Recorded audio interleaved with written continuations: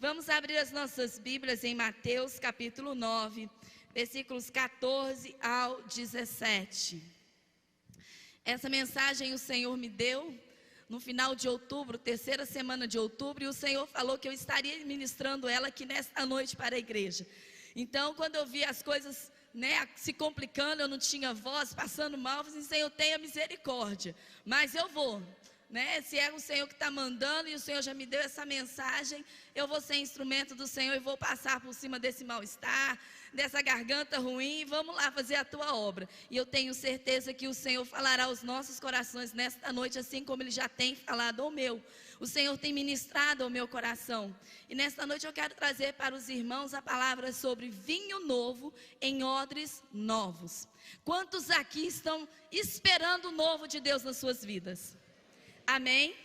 Coisa boa é receber coisa nova de Deus, Nova vida, novas perspectivas, mudanças, coisas que nos restaurem. Mas para isso a gente vai seguir alguns passos que o Senhor vai nos declarar aqui nesta noite. Mateus capítulo 9, versículos 14 ao 17. Diz assim: Então os discípulos de Jesus vieram e perguntaram-lhe: Por que nós e os fariseus jejuamos, mas os teus discípulos não? Jesus respondeu: Como podem os convidados do noivo ficar de luto enquanto o noivo está com eles? Virão dias quando o noivo lhes será tirado, então jejuarão. Ninguém põe remendo novo em um pano velho, pois o remendo forçará a roupa, tornando-a pior o rasgo. Não se põe vinho novo em vasilha de couro velha. Se o fizer, a vasilha arrebentará, o vinho se derramará e a vasilha ou o odre se estragará. Ao contrário, põe-se vinho novo em odres novos e ambos se conservam. Amém? Os irmãos podem assentar. Durante algum tempo já o Senhor tem ministrado ao meu coração sobre coisas novas que Ele vai fazer, não só na minha vida, mas na vida de todos aqueles que buscam e confiam, e que todos os dias dedicam a sua vida a escutar a voz de Deus e obedecer os seus conselhos e mandamentos. Então eu tenho visto que tudo nas nossas vidas está caminhando para alguns desfechos, Na área espiritual, na área às vezes emocional, em algumas outras áreas da nossa vida. Existem momentos que Deus precisa nos trazer à memória coisas e fatos que a gente vai esquecendo ao longo do caminho. A gente vai vivendo a nossa vida, E vai deixando alguns princípios básicos que nos trazem fé e esperança. E quando as coisas começam a tumultuar e a gente começa a enxergar ou a entender que não tem solução, aí é que Deus vem com o novo. E o novo, algumas vezes na nossa vida, ele precisa de um preparo. Ele precisa de um caminho, João mesmo, ele veio preparar o caminho para o Senhor. Porque João era aquele que vinha adiante para que o novo viesse ao povo de Israel. E a Bíblia nos fala aqui nessa passagem em questão, que certa feita, os discípulos de João foram até Jesus perguntar a ele: Ora, os fariseus e nós judeus jejuamos constantemente, mas a gente anda observando que os seus discípulos, eles não têm esse hábito, Já que Jesus veio falar de santificação e para eles o jejum fazia parte desse rito de santificação, por que então que os discípulos de Jesus não jejuavam? E aí a gente começa a estudar e analisar a situação, o contexto em que as coisas aconteceram, e a gente vai se alegrando muito como que Deus é minucioso. E Ele fala com a gente em detalhes, coisas que algumas vezes a gente vai passando despercebido e não presta atenção no mover e no agir de Deus. Jesus então respondeu para aqueles: Ora, por que eles vão jejuar enquanto o noivo está com eles? Mas haverá dias em que o noivo será retirado, então eles terão necessidade de jejuar. O que Jesus quis dizer com isso quando respondeu? Para eles estava bem nítido e claro o que queria dizer Jesus, porque estava dentro do contexto da vida deles. Mas para nós fica parecendo assim uma dualidade, Se a Bíblia fala mais à frente que existem castas de demônio que só saem através do jejum e da oração, e que nós precisamos jejuar sim, Então fica parecendo que está assim, meio enviesada essa questão. Mas o que Jesus queria dizer para eles ali naquele momento era o seguinte: o noivo está aqui. Então os amigos do noivo não precisam ficar tristes. Por quê? Porque embora essa fosse uma prática comum entre os judeus, jejuarem, eles não faziam isso muitas vezes por querer santificar a sua vida, mas por querer parecer tristes, contristados, de luto, né? Eles faziam isso para demonstrar para o povo uma falsa piedade. E aí o que Jesus vai falar? Que os amigos do noivo estão festejando junto com o noivo. Era cultural os amigos do noivo preparar a noiva para que então eles se casassem. Os namoros de antigamente, né, ou os noivados, ou os desposamentos, não aconteciam como acontecem hoje. Que os noivos eles têm acesso um ao outro, trocam até intimidades e carícias, mas naquela época não era assim que acontecia. Então eram os amigos do noivo que ficavam responsáveis para transmitir à noiva alguns cuidados que ela deveria ter para com o noivo. Falava com a noiva: ó, minha filha, fala um negócio para você. Meu amigo que vai casar com você, ele gosta de moça que sabe cozinhar.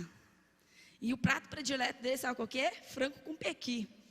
Olha, meu amigo, ele gosta de moças que cuidam das unhas. Então você cuida das unhas aí. Então ele já ia preparando aquela moça, né, para o casamento, porque eles não se comunicavam, os noivos.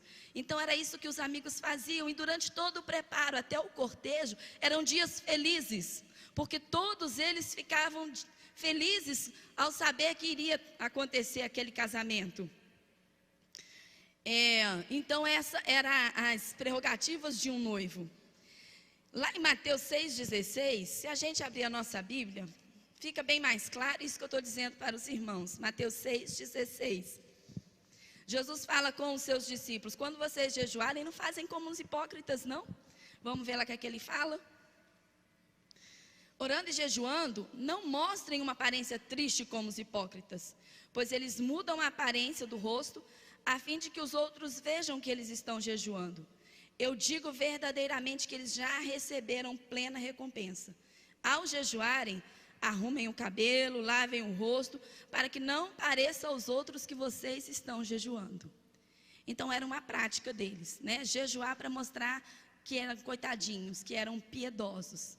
Mas Jesus falou assim que nosso jejum, ele era para nós uma ferramenta de santificação, que ela tinha que ser observada por nós com todo cuidado, para a nossa santificação, e não para demonstração pública de piedade. Porque algumas vezes as pessoas tinham um costume de demonstrar aos outros o que de fato não acontecia na vida delas. Quando na verdade aquilo que acontece conosco em segredo é o que é revelado em público, né? Nós buscamos a Deus, a Bíblia mesmo não fala: quando vocês forem orar, entrem no quarto, fechem a porta e falem ao vosso Pai que está em oculto, e o vosso Pai lhe responderá. Então a nossa vida particular e secreta com Deus, ela não deve ser colocada em trombetas para mostrarmos que somos mais piedosos do que os outros. Não é assim que Deus trabalha nas nossas vidas. A nossa vida de santidade, ela deve ser regida por um padrão de intimidade com Deus. Um padrão de intimidade que acontece lá no oculto, no nosso quarto, no nosso dia a dia. Então, o que acontecia? Nos nossos dias, nós somos os amigos do noivo, além de sermos também a noiva, a igreja. Então, cabe ao papel da igreja, amigo do noivo, algumas prerrogativas, algumas responsabilidades cabem a nós que somos os amigos do noivo. E quais são essas responsabilidades? Uma vez que fomos chamados para fazermos parte do rebanho de Cristo, porque perante a Bíblia nós temos várias analogias do que o corpo de Cristo representa, né? Ele representa o corpo, que Cristo é o cabeça, ele representa o rebanho, onde Cristo é o pastor, mas ele representa também os amigos do Cordeiro, que levará, né? Nós seremos aqueles que levaremos e estaremos juntos, a noiva, para nos encontrarmos com Cristo, como foi cantado aqui. Andarmos em ruas de ouro, desfrutarmos eternamente da presença do Senhor. Mas até chegarmos lá, existe um caminho, uma trajetória a ser trilhada. E cabe a nós, amigos do Cordeiro, anunciarmos à igreja anunciarmos ao mundo as virtudes daquele Cristo, do Cordeiro, do noivo, o que Ele espera dessa noiva. O que é que Cristo, o Cordeiro, o nosso noivo, o nosso amado, o que Ele espera de nós? O que Ele espera da sua noiva? Aí a gente vai entendendo que Ele espera da sua noiva santidade. Ele espera da sua noiva pureza. Ele espera da sua noiva amor incondicional.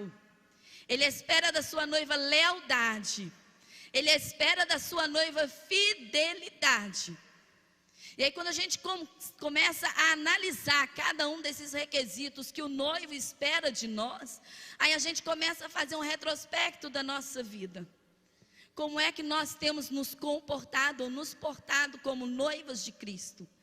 Será que todos esses adjetivos fazem parte das nossas vidas cotidianamente?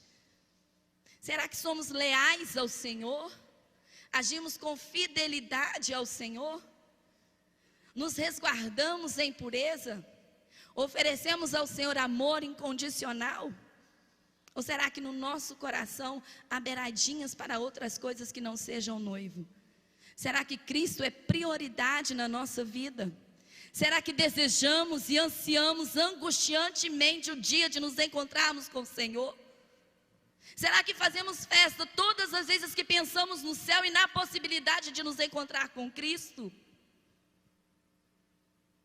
É tudo isso que a gente tem que todos os dias trazer à nossa mente.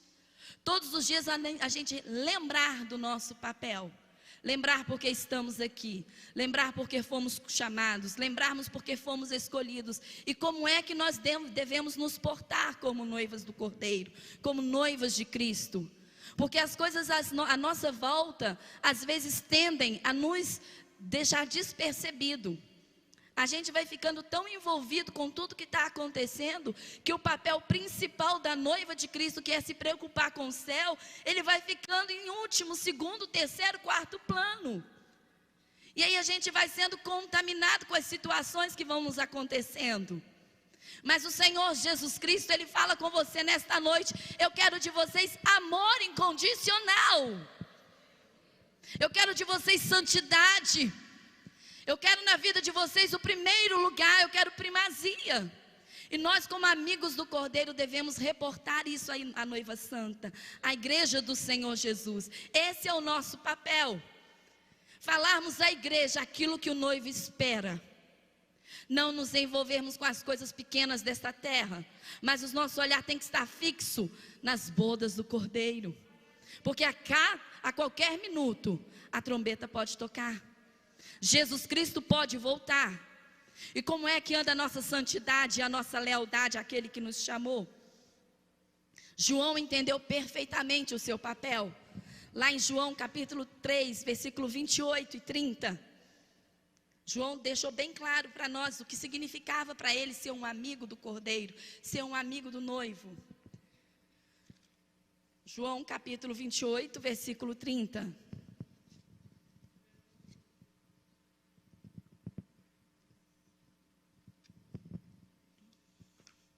Irmãos, quiserem colocar aí para mim, já me adianto um pouquinho.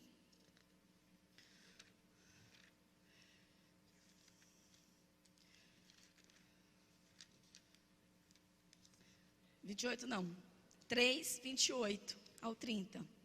João capítulo 3, versículo 28 ao 30. Vocês mesmos são testemunhas do que eu disse.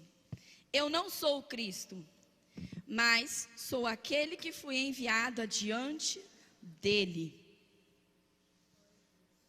Versículo 29. A noiva pertence ao noivo. O amigo que presta serviço ao noivo e que o atende e o ouve, enche-se de alegria quando ouve a voz do noivo. Essa é a minha alegria que agora se completa. Versículo 30. É necessário que ele cresça e que eu diminua. João entendeu o seu papel como amigo do noivo. Ele preparou o caminho para o Senhor. Ele foi o amigo do noivo que foi à frente, conduzindo aquela geração ao culminar do aparecimento de Jesus Cristo. E em nenhum momento ele se achou mais importante do que Jesus por estar fazendo esse papel. Ele entendeu que maior era Jesus Cristo. E foi isso que Jesus quis dizer àqueles discípulos. Eles não precisam ficar tristes, contristados, amargurados, porque o noivo está com eles. Eu estou aqui no meio deles e eles são meus amigos. Mas haverá um dia sim, que eles terão que jejuar. E esses dias chegaram, irmãos? Sim ou não? Sim, esses dias chegaram. Jesus voltou ao Pai. Jesus voltou ao Pai. E esses dias chegaram. O caminho da santificação é um caminho totalmente desprovido de vanglória ou de promoção pessoal. Não cabe nesse caminho o meu ego, a minha vontade, o meu querer, o que eu acho. Cabe a vontade daquele que me chamou. Era isso que Jesus queria deixar bem claro. E João deixou bem claro isso para a gente. Ele deve crescer para que eu diminua. Não é um caminho de vanglória pessoal, de interesses próprios. A nossa busca individual em Deus, ela resulta em uma vida abundante. Pois de nós flui aquilo que temos em abundância. Então, quanto mais nós nos santificamos, mais nós temos condições de partilhar isso a outros que estão ao nosso redor. A Bíblia fala assim que da boca procede aquilo que a gente tem no nosso coração. A Bíblia fala que da boca procede a abundância daquilo que o homem tem em seu coração. Será que o nosso coração, ele está tão cheio de Deus, tão cheio do Espírito Santo, que quando a gente abre a nossa boca, o Espírito Santo flui e transborda? Deus não nos chamou para a santificação, para nós vivermos enclausurados como os monges budistas, né? Que vivem lá retirados da sociedade, do mundo, buscando a santificação própria. Eles se retiram totalmente da sociedade e buscam a santificação para eles mesmos. Não. Jesus disse: Pai, eu não peço ao Senhor que tire eles do mundo, mas que livre eles do mal. Seremos livrados do mal sim, todos os dias. Mas o processo da santificação, ele tem que contaminar os que estão em volta da gente. Nós não estamos isolados da sociedade, nós fazemos parte dela. E estamos aqui com um propósito: ser sal e ser luz. Porque não acende uma luz e se coloca debaixo da cama, mas coloca no velador, para que todos vejam a glória do Senhor. Então, quando a gente busca o Senhor e entra nesse processo de santificação, automaticamente aqueles que estão à nossa volta também são santificados. Esse é o papel da igreja. No segundo apontamento, Jesus fala que não se deve colocar um remendo novo em roupa velha. E aqui cabe, acho que, um esclarecimento. Quando a gente pensa em roupa hoje, né, esses dias a gente estava até olhando ali as roupas que estão sendo separadas para o bazar, a gente vê uma imensidão de roupas que para muita gente já não tem mais utilidade, né? Então a gente passa para frente, são roupas novas. Mas na época de Jesus não era assim que acontecia. Não existiam indústrias têxteis, não existia comércio nem fabricação de roupa. Então as roupas que eles usavam, elas ficavam no corpo ali, eram sendo usadas costumeiramente até acabar, até não existir mais roupa. Aquelas roupas eram usadas e reusadas e reusadas. Hoje nos nossos dias, quem possui mais de 10 peças de roupa no guarda-roupa é rico, perto do pessoal daquela época. Porque não era tão fácil assim adquirir roupa. Tanto é que durante as suas viagens eles iam só com a roupa do corpo.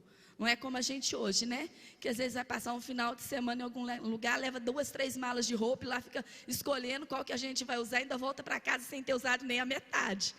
Não lá. Não, naquele momento não era assim que acontecia. Eles viajavam apenas com a roupa do corpo. E esse era um processo que ia se desgastando, aquelas roupas iam se desgastando durante a viagem.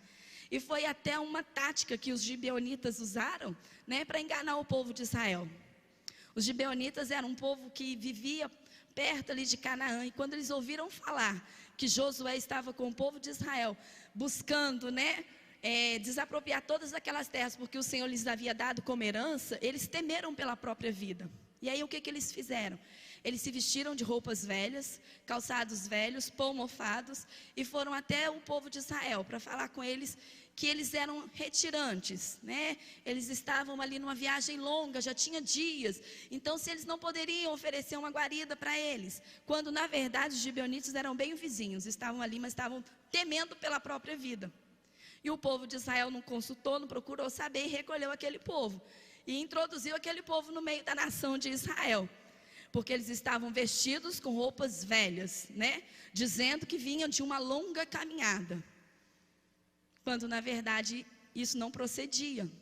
Mais tarde, quando eles descobriram que aquele povo era vizinho, eles não tinham mais o que fazer, porque o acordo já havia sido selado. Então eles colocaram os gibeonitas ali para serem seus servos, para carregarem água e para serem lenhadeiros. Então, irmãos, isso é muito sério. Quando a gente lê a Bíblia e a gente vê algumas passagens dessa, a gente começa a pensar que para muitas pessoas a santidade está num estereótipo, né? Como ela se veste, como ela se calça. E algumas vezes na nossa cabeça a gente começa a conjecturar. Não, se um pastor vestir assim assado, ele já não é mais pastor. Ah, não, mas se ela se diz missionária, mas faz isso, já não é missionária. E a gente vai se apegando muito a essas questões, né? Essas questões tão bobas, sem nenhuma relevância, que a gente esquece de fato de olhar o proceder da pessoa. Esquece de fato de algumas vezes ver o que aquela pessoa faz, como Deus faz através dela, como Deus a usa. Eu falo isso com uma certa propriedade, porque eu cresci em uma igreja onde tudo era pecado, meia calça era pecado, cortar cabelo era pecado, passar esmalte era pecado, tudo era pecado. E nós nos acostumamos a rotular todos aqueles que não se encaixavam no nosso padrão como mundanos. Então todas as igrejas para a gente estavam erradas. A única certa era a igreja que cumpria todas as ordenanças que o nosso pastor, que a nossa convenção sugeria. Eu não estou aqui pregando costumes, nem estou aqui pregando doutrinas, porque graças a Deus nós temos pastores abençoados, de caráter ilibado, que faz isso muito bem. Mas como se diz o ditado, não tem como a gente às vezes fazer omelete sem quebrar os ovos. E a gente vai esbarrando nessas pequenas questões do nosso dia a dia. Que por mais que pareça nesse momento absurdos, mas isso também traz para a gente resquícios de uma situação que não deixa o Espírito Santo de Deus crescer e evoluir na nossa vida. Porque a gente fica lá como os fariseus de antigamente, olhando para alguns costumes que Jesus veio abolir. Jesus veio não para olhar como a gente se veste. Por quê? Porque a partir do momento que a gente tem santidade por dentro, isso vem para fora. A gente tem vontade mesmo de se vestir bem, adequadamente. Isso não é para mostrar uma santidade, mas é porque o Espírito Santo de Deus nos comunica como a gente deve andar, como a gente deve falar, como a gente deve vestir. É o Espírito Santo de Deus agindo na nossa vida. Não é uma santidade que ela vem externamente para o nosso interno, não, ela aflora aqui dentro. O Espírito Santo de Deus vai nos comunicando, né? E o Espírito Santo de Deus também é um amigo do noivo, que ele comunica à noiva aquilo que o noivo espera da sua igreja. Coisa maravilhosa é termos contato com o Espírito Santo. Coisa boa é quando a gente chega diante do espelho e o Espírito Santo fala conosco. Cuidado. E a gente tem a decência, a postura de ser temente a Deus. Coisa boa é ser temente a Deus. Coisa boa é a gente andar naquilo que o Senhor Jesus Cristo fala para que andemos, né? Cada religião, cada igreja, cada seita, cada um tem os seus modos de viver, tem seus costumes, e isso para a gente é irrelevante. O que nós devemos pensar é como Jesus quer e o que Jesus quer da sua igreja. Isso sim é importante para as nossas vidas. Isso sim faz toda a diferença para as nossas vidas. O que Jesus espera de mim e de você, como cristão, como noiva do Cordeiro. Isso é relevante. E quando a gente começa a se colocar diante da presença de Deus e pedir o Espírito Santo de Deus que tome conta das nossas vidas, irmãos, a gente não tem mais dificuldade de escolher entre essa e aquela roupa. A gente não tem mais dificuldade de conviver pacificamente e harmonicamente entre os irmãos. Porque o Espírito Santo de Deus comunica com o nosso espírito que nós somos filhos de Deus. E quando nós somos filhos de Deus, nós vemos a igreja como nossos irmãos. E a gente não tem dificuldade de amar, de perdoar, de conviver. Isso é ser igreja de Cristo. Isso é ser noiva do Cordeiro, e é para isso que nós fomos chamados. No terceiro ponto, Jesus vai falar que não se deita vinho novo em odre velho. Durante todo esse texto, Jesus estava querendo falar sobre um remendo novo que dizia respeito às práticas judaicas, cheias de distorções, falsas religiosidades, exigências extravagantes, desnecessárias, as quais não fazem parte do plano da salvação. Essas falsas religiosidades que eles pregavam não estão incluídas naquilo que Jesus veio trazer, ao plano da salvação original de Deus para o homem. O que Jesus veio trazer? Jesus veio trazer acesso direto ao Pai. Não é por meio de liturgias, de morte de animais, de jejuns que eles colocavam ali que as pessoas tinham que quase morrer para demonstrar. Não era por meio dos meus sacrifícios pessoais, não era por meio das minhas obras, mas Ele veio mostrar um novo e excelente caminho. Um caminho que a gente pode andar nele, sem nenhum medo, sem nenhuma desconfiança. Andar com Jesus é sempre sucesso. É um caminho que sempre vai nos levar a coisas boas. Jesus veio trazer para nós a salvação. Coisa boa é deitarmos a nossa cabeça no travesseiro e pensarmos: se amanhã o Senhor me recolheu, se amanhã o Senhor voltar, eu tenho certeza que eu vou para o céu. Tenho certeza absoluta, porque aquele que eu creio, aquele em quem eu tenho crido, aquele que me renova todos os dias, me confirma todos os dias essa certeza. Não tem coisa melhor do que termos certeza da salvação, sem a necessidade de sacrifícios humanos. Jesus veio implantar um reino de justiça no nosso meio, onde judeus e gentios, gregos e troianos têm acesso ao Pai e à graça salvadora. Hoje em dia, a gente pode ter acesso a Deus sem a necessidade de precisarmos de judeus ou de mediação de homens. Foi isso que Jesus veio trazer. Ele veio unir todos os povos em torno de uma mensagem maior. A mensagem da salvação, a mensagem da esperança, a mensagem da cura, a mensagem da libertação, a mensagem da vida eterna. Foi isso que Jesus veio fazer.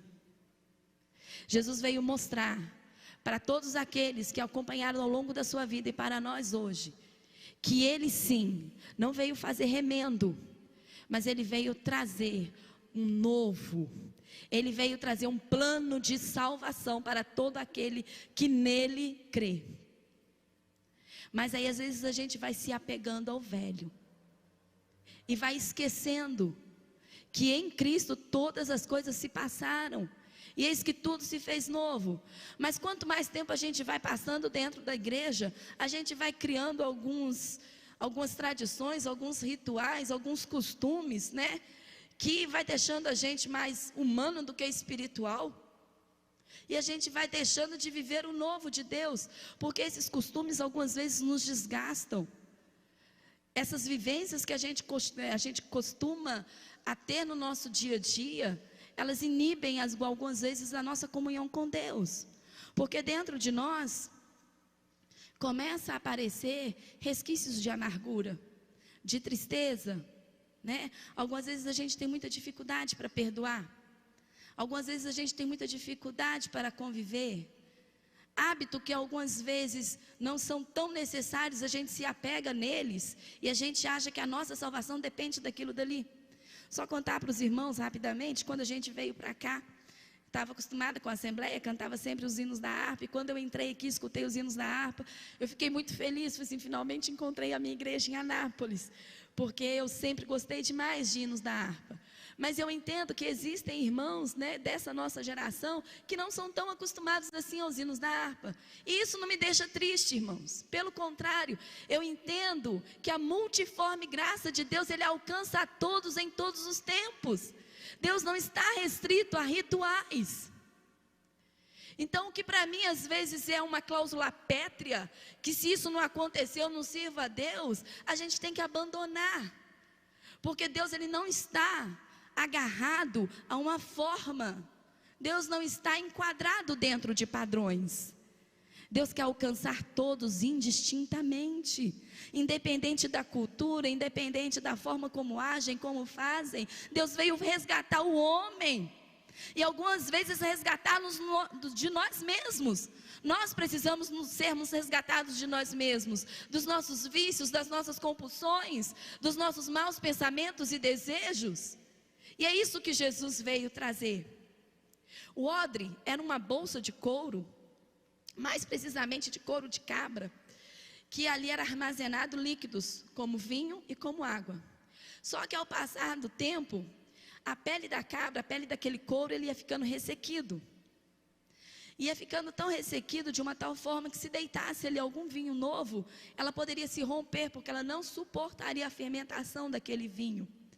Então foi por isso que Jesus falou: é necessário que o recipiente onde esteja armazenado o meu poder, a minha glória, o meu Espírito Santo, ela seja compatível com isso.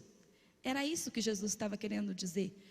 Não se deita vinho novo em uma peça suja, quebrada, que já esteja desgastada, que não suporta o poder e a glória de Deus.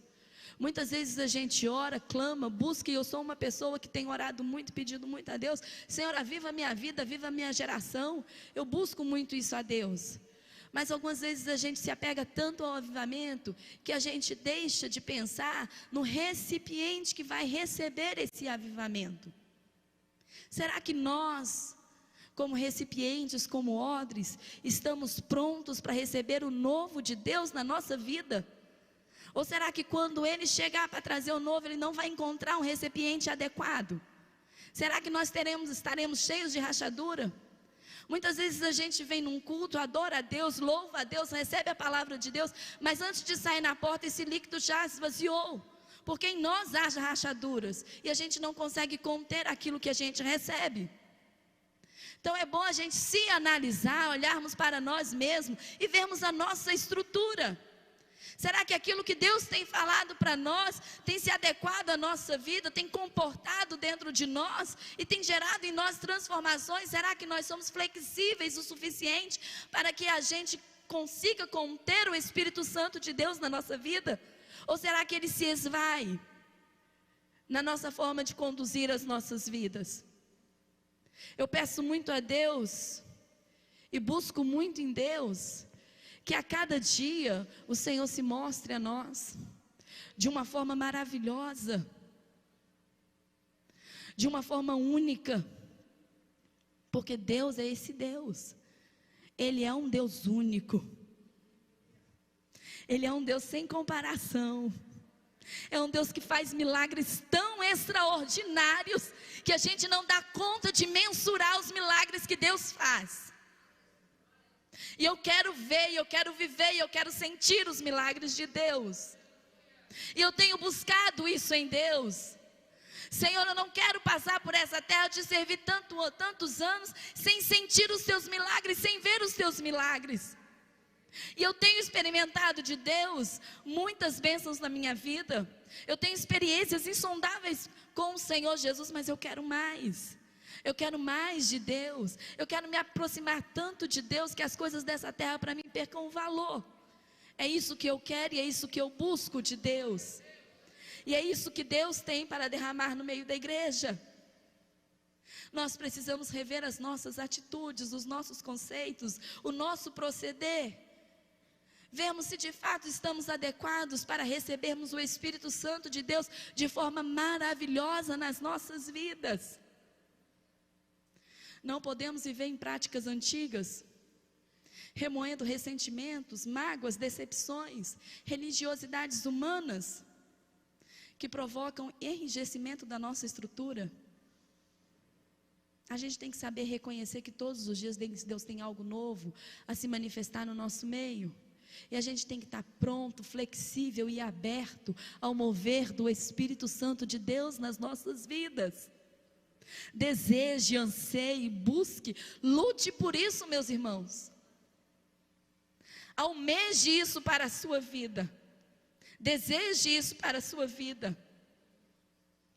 O estilo de vida que alguns irmãos ou que alguns líderes nossos o que eles fazem na vida particular deles, dizem respeito a eles. A Bíblia fala: examine-se o homem a si mesmo. Algumas vezes nós somos mestres aptos e ágeis, né, em nos colocar em posição de juízes, achando que a nossa santidade ela depende da vida do outro. Mas não, a nossa santidade depende só de nós. O caminho da santificação ele tem que ser trilhado de uma forma única, é uma pessoa por vez, é eu com Deus, é você com Deus, independe de quem está ao seu redor. Embora as coisas que aconteçam ao nosso redor, elas influenciem nas nossas vidas, mas quando se trata de santificação, o caminho é pessoal, é individual, é Deus e você, é Deus e eu, olhando para Cristo, autor e consumador da nossa fé. Não é olharmos para a direita, não é olharmos para a esquerda, não é olharmos para a vida dos outros, é olharmos para Cristo, padrão. Cristo é o padrão. E graças a Deus, porque Ele nos dá condições de vivermos essa santificação, precisamos dar lugar a um estilo de vida humilde, quebrantado, flexível e transparente. E entender de uma vez por todas que o nosso chamado como igreja é carregar o melhor de Deus. E o melhor de Deus é o seu Espírito Santo. A Bíblia fala que nós somos vasos de barro, mas que carregamos um tesouro dentro de nós. É o Espírito Santo de Deus agindo nas nossas vidas, todos os dias, que nos dá condições de amar, de perdoar e de buscar a santificação. Estamos carregando dentro de nós algo precioso. Estamos carregando em nós o Espírito Santo de Deus. E é a presença dele em nós que faz de nós, seres humanos imperfeitos, termos relacionamento com um Deus que é perfeito. Se não fosse o Espírito Santo de Deus nas nossas vidas, nós sequer teríamos coragem ou vontade de dobrarmos o nosso joelho. Mas é o Espírito Santo todos os dias que nos capacita a buscarmos a Deus. É Ele que nos santifica, que nos faz ter acesso à graça do Pai. 1 Tessalonicenses capítulo 5, versículo 19. Por favor, coloque para a gente. Paulo alerta a igreja de Tessalônica a não entristecer o Espírito Santo de Deus. E aquela era uma igreja cheia de virtudes, cujas obras eram firmadas em fé e em amor. E ele fala lá: não apaguem o Espírito Santo de Deus com o qual vocês fostes selados. Por quê? Porque começou a acontecer no meio dos tessalonicenses, da igreja de Tessalônica, alguns questionamentos que estavam roubando o sossego dos irmãos, estavam roubando a paz dos irmãos. Eles estavam muito preocupados com a ressurreição dos mortos, com a volta de Jesus. Isso estava roubando deles a paz. E algumas vezes acontece isso, acontecem situações que vão sendo disseminadas no nosso meio, que vai roubando e entristecendo os irmãos, as preocupações, né? A incerteza, a insegurança. E com isso a gente vai se deixando levar pelas preocupações do dia a dia, e a gente vai perdendo a nossa paz. A gente vai perdendo a nossa paz de espírito. E Paulo escreveu aos Tessalonicenses e falou com eles: vocês parem de se preocupar com essas coisas. Entendam o seguinte, irmãos: alegrem-se sempre, em qualquer situação, orem continuamente, deem graças a Deus. Era esses os conselhos de Paulo para aquela igreja, e é estes os conselhos hoje que Deus tem para essa igreja. Alegrem-se sempre, entendam que é Deus que está no controle de todas as coisas. A partir do momento que a gente começa a se desesperar e perder a paz, a gente perde de vista o Deus que é todo poderoso e que desde a geração do mundo tem cuidado de nós. A gente para de acreditar que é Deus quem guia, quem cuida de todas as coisas. E a gente vai se entristecendo, e à medida que a gente vai se entristecendo, o Espírito Santo de Deus também se entristece, porque ele começa a ver em nós provas de que a gente não acredita e não confia no Deus que a gente serve e prega. Porque se a gente fala que acredita em um Deus poderoso, que a gente confia num Deus que tudo pode, e a gente se entristece, a nossa tristeza, ela desmente aquilo que a gente fala, porque a gente passa a não viver aquilo que a gente fala. Então alegrem-se, igrejas. Alegrem-se, porque o Espírito Santo de Deus habita em vós. Porque é Deus quem cuida de vocês. Porque Jesus é o nosso noivo. E é Jesus que tem nos santificado, tem nos chamado e que vai nos levar para a glória. Se isso não é motivo de alegria, eu não sei o que mais é. Servir a Deus é isso, é ter todos os dias a esperança de que estaremos com o noivo na glória.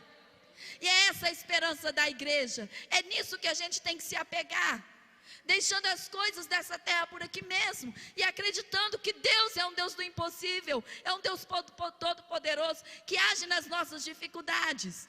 Quando a gente perde a esperança, significa que a gente está perdendo de vista o contato com Deus, a gente está perdendo de vista a fé em Deus, a confiança e a esperança em Deus. Então precisamos confiar e acreditar mais em Deus. É isso que Deus espera da igreja, é isso que Deus espera de nós. É isso que Deus quer, que a gente viva de modo que acreditemos que Deus sim, é um Deus todo-poderoso que cuida das nossas vidas. É a esse Deus que nós servimos, é nesse Deus que nós confiamos. Não temos que estar preocupados com coisa alguma.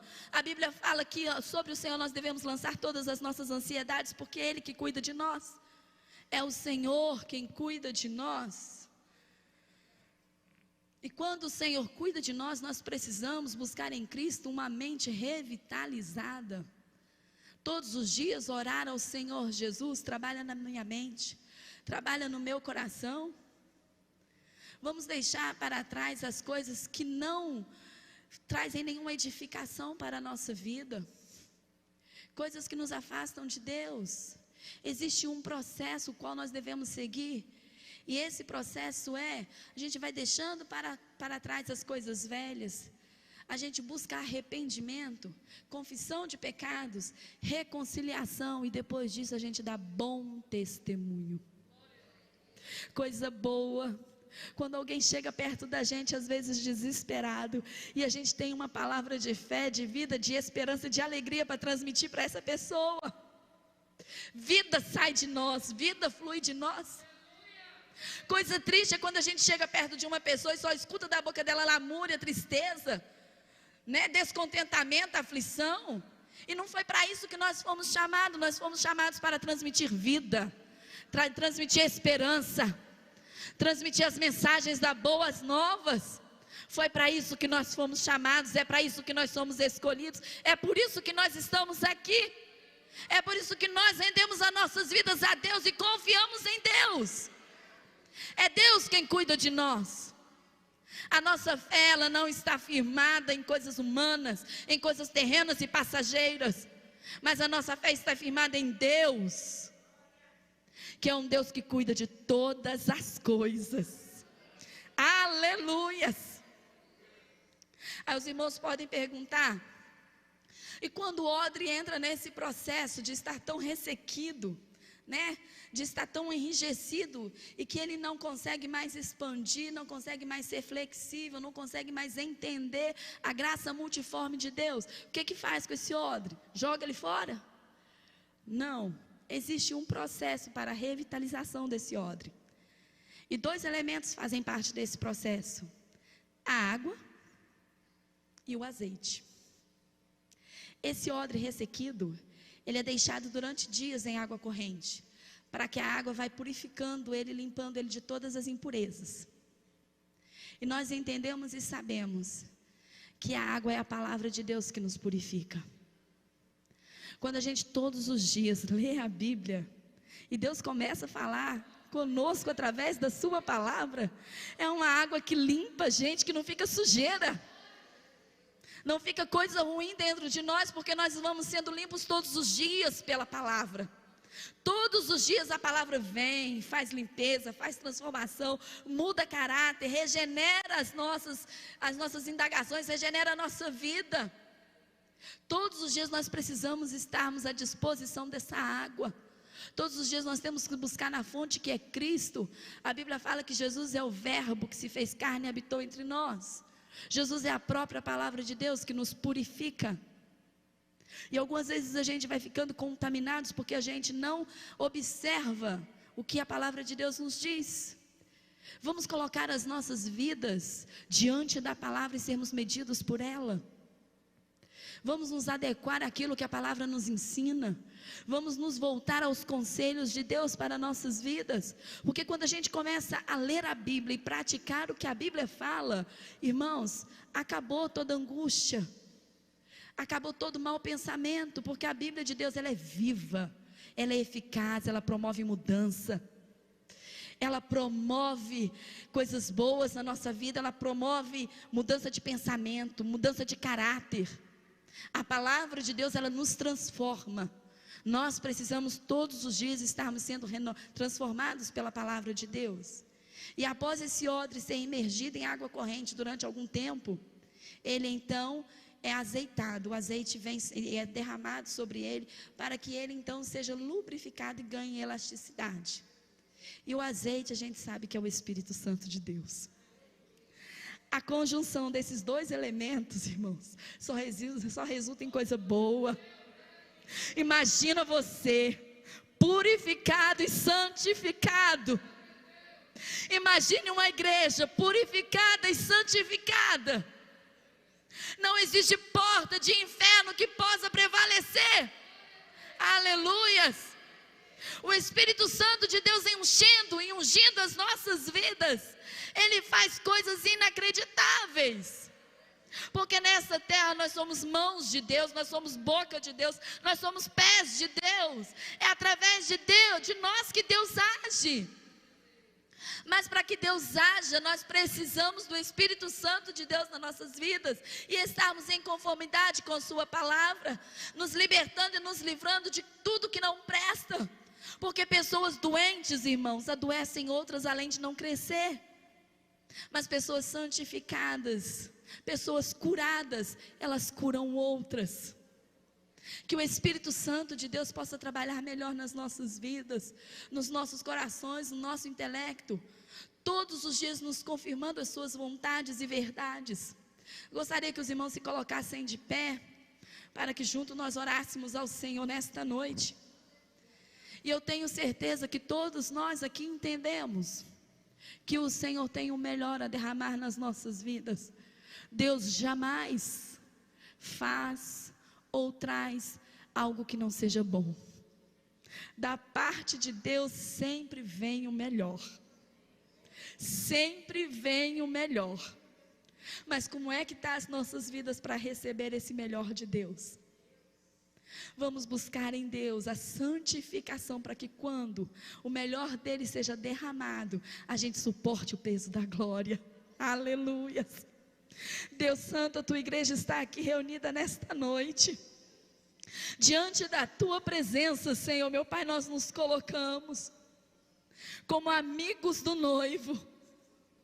Nós nos colocamos aqui desejosos, Senhor, meu Deus, de sentirmos mais da tua glória, mais do teu poder, sermos cada vez mais santificados pelo Senhor, termos cada vez mais intimidade com o Senhor, sentirmos nas nossas vidas a tua presença e o teu mover. Pai querido, opera milagres no meio do teu povo, opera milagres no meio da tua igreja, Senhor meu Deus. Enche cada vida aqui com a tua presença, enche cada vida aqui com o teu azeite, com o teu Espírito Santo. Pai celestial, no nome de Jesus, nos ajuda a superar as nossas deficiências. Nos ensina todos os dias, Senhor meu Deus, a nos rendermos aos teus pés e colocarmos como pessoas flexíveis, que suportam e que entendem a tua glória e querem viver o teu melhor. Pai celestial, abençoa os teus filhos, abençoa a tua igreja, fazendo-nos todos os dias prosperar em graça, em amor, em unção, em misericórdia, em fidelidade para com o Senhor. Nós precisamos todos os dias, Senhor meu Deus, refletirmos a tua glória. Age com poder no nosso meio e nas nossas vidas, no nome santo de Jesus. Amém.